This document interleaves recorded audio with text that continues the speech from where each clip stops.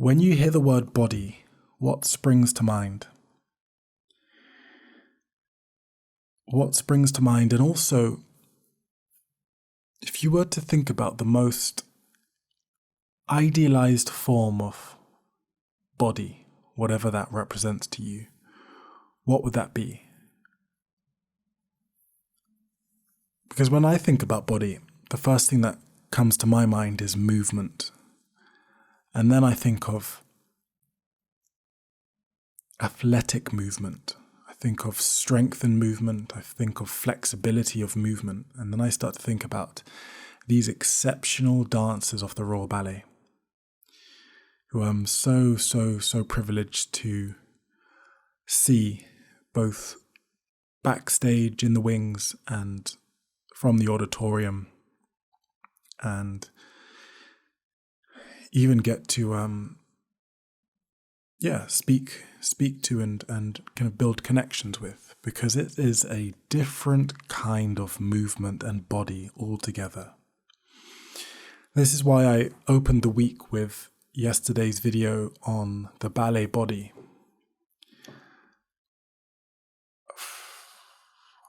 I don't even know where to begin. It's pretty mind-blowing, just even first of all from a mechanical point of view, what is possible, the capacity of the human body to move in ways that you just never even knew existed. Legs completely 180 degrees up in the air, contorted positions, the speed, the power, the balance, all of it. It's just exceptional. I think with the development of sport science, with the infrastructure that is going into diet and physical training and everything, really, it's just led to this super athlete, which I think the ballet dancers of the Royal Ballet encapsulate. Of course, there's so many more elements to body, but that's where I get drawn instinctively or immediately. When I think of body, I just think of this language of the body. I think for me, maybe the connection with ballet and body is that ballet as an art form is a silent art form. It's quite funny. Yesterday, I was on my way to Don Carlo performance at Royal Opera House, and I bumped into a friend who I spoke to for just a short bit. He told me he was going to New York and that he was planning to see the ballet of Romeo and Juliet, and he was asking me if there would be words spoken in it.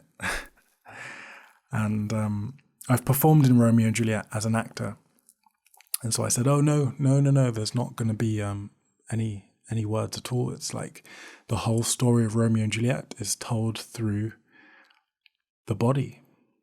And it's funny because when I said that yesterday, it kind of makes you realize it. And then I was thinking, my gosh, the whole play of William Shakespeare with all of that, dense and lyrical poetry and all of the ins and outs of the characters and their sentiments and their woes and their love and everything. All of that is communicated without a single word of speech. All done through the body, through dance, through gestures. And for me, the ballet of Romeo and Juliet, choreographed by Kenneth Macmillan and premiered in 1965, remains one of the greatest pieces of art I've ever seen. The way in which, through the choreography and the dancers, and of course the sumptuous music of Sergei Prokofiev, the story of Romeo and Juliet is told through dance is just amazing. And so yeah, body takes me to ballet. It takes me to language and this kind of form of expression that goes beyond words. It's fascinating how much information is in the body, and also how no one in the whole history of the world will ever be able to experience what it is to be like inside your body or my body. We all have our own extremely unique, structurally, physiologically, I don't know how, in every single way, our bodies are so completely different that it would be a completely different world if you were to try and inhabit my body, or if I was to suddenly be experiencing your body. I mean, it would just be so radically different. So that in itself is interesting. I think also what I think about when I think about the body is the instrument, which funnily enough was one of my word of the weeks, I think 2 weeks ago. And this idea that, the body is something that can be trained. It can be tuned. It can be worked on. You can develop a more refined understanding of the body. You can,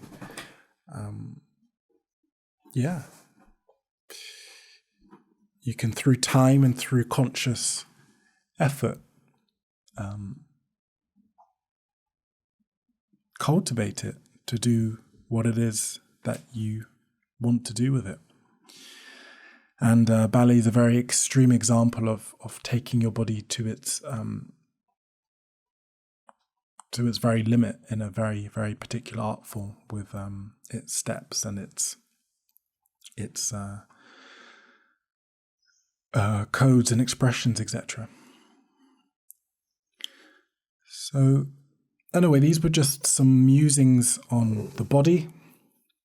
Not really coming to any particular conclusion, except just marveling at the beauty and breadth of the body and the human body. And